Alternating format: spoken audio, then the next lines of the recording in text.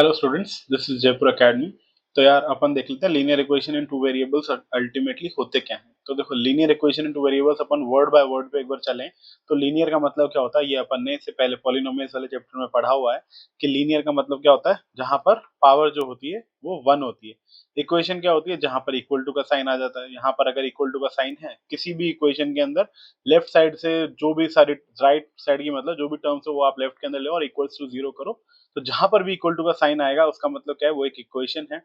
और two variables का मतलब क्या है कि अपने पास दो ऐसी अननोन वेरिएबल वैल्यूज हैं जिसको अपन मोस्टली एक्स और वाई से डिनोट करते हैं। तो एक बार अपन इससे देखो डेफिनेशन देख लेते हैं। Equation which can be put in the form of a x plus b y plus c. किसकी फॉर्म में?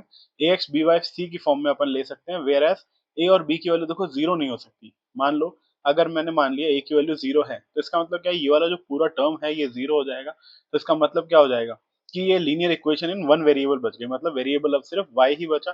x की जो टर्म है वो तो पूरी खत्म हो गई।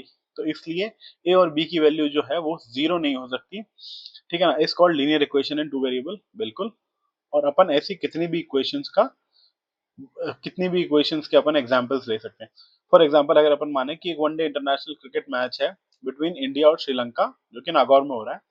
तो अपन ने इसमें बोल रखा है कि दो इंडियन बैट्समैन है जिन्होंने मिला करके 176 रन स्कोर किए हैं। ठीक है ना।